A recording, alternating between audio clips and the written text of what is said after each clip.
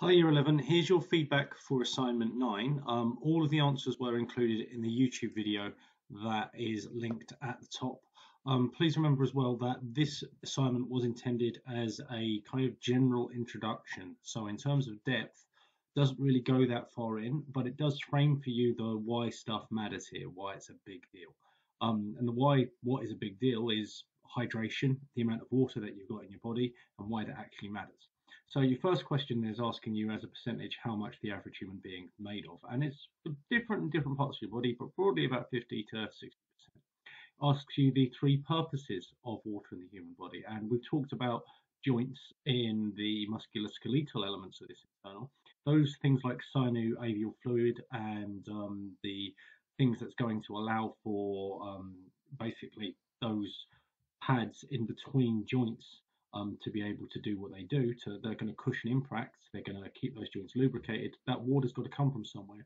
It comes from your diet. Critical role of water is the regulation of temperature.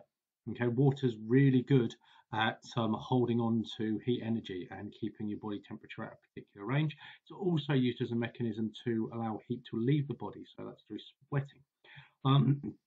Water also plays a role in nourishing the brain and the spinal column. Specifically the spinal cord. You have spinal fluid. Your brain is bathed in a kind of, well, for want of a better term, neurological juice, but the main constituent of that stuff is water. Why do we need to take in water? Well, it assists with reasons you're going to be losing it.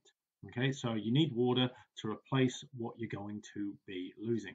And you're going to be losing water because you sweat, because you produce urine, because you need to maintain your bowel movement, so the movement of all the food through the digestive tract. There's a good couple of litres a day just in the fluid being put through your guts just to make sure that everything continues to get moved. And you're breathing. Every time you breathe out, you are producing some water in the water vapor that's going to be lost to your body. You're also your salivary glands. You'll be producing stuff there to help lubricate the ingestion of food. Large amounts of it you'll be reabsorbing. When water levels in the blood are low, or what is released by the brain, there is a hormone. That hormone is called antidiuretic hormone, or ADH, and basically it helps regulate water output. It controls how much water you're going to reabsorb in the kidney. Okay, so in response to things like a decrease in the amount of water content, ADH will come in and it will start changing up how much water you are reabsorbing. The main way it does that are by affecting these things called aquaporins. Aquaporins are channels that are in the collecting duct of the nephron. And what they do is it allows for more water to be reabsorbed from the collecting duct, and that's going to result in you getting a more concentrated, darker urine that's going to have less water in it, and as a result have a higher composition of things like urea. Why does this lead to concentrated dark urine being produced? Because you've reabsorbed the water, so you've increased the concentration of things like urea. State 3 effects of increased dehydration. You will not have as much energy. Okay, you'll get moody. Your skin moisture won't be where it needs to be. So if you were to pinch your skin when you're dehydrated, it'll take a little bit longer to come back. A big deal here, blood pressure. So blood pressure is a product of how tightly squeezed the blood is in the various arteries and veins and blood vessels inside of you. If you have less water, then that blood is under less pressure, and therefore that can lead to reduced ability to pretty much do everything. Lastly, as well, bear in mind we talked about the role of water in the central nervous system.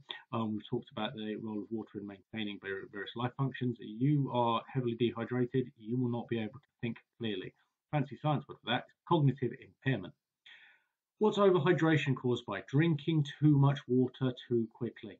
Okay, that's how you can overhydrate. Now, it then asks a very relevant question. Why are athletes most likely to suffer the effects of overhydration? They are working their bodies in an extreme manner for an extended amount of time. You do that, you put your body in an extreme physical condition. It is harder for it to regulate the internal conditions. It's harder for them to keep things the same. Okay, so the more strain the body is under, the harder it is for it to maintain its internal environment. And therefore, if you are an athlete, you're going to be in an extreme physical place. It's harder for you to maintain your levels of water at a normal level. They may get too high, they may get too low, and as a result of that, things like thirst will get out of whack, and you're more likely to overhydrate. So one of the consequences of that is that the brain will start producing more ADH, and that will reduce the amount of water that's being reabsorbed, and the consequence of that is that you'll get changes to the urine volume. So what happens if you're producing lots and lots and lots of urine, if it's really dilute? Nothing good. Okay, it's something called water intoxication. So increases in brain pressure with fluids, vomiting, and awkwardly seizures and death. Right, what is the recommended daily intake? About 2 to 4 litres. Truth of the matter is you should really eat your water, which sounds bizarre, but it's true. If you're going to eat your water, what I'm saying is you eat things like salads and stuff like that are really high in that. And that takes us to your last one. What's the advantage of, why would you do that? What's the advantage of taking water in through high water content foods? You're going to get fiber. You're going to get other nutrients and vitamins and stuff like that, in addition to a large quantity of water.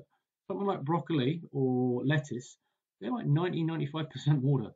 So you can absolutely get your water from your food. You just got to be mindful of the food that you eat. Anyway, that's assignment 9. Check what you've done. All good from there.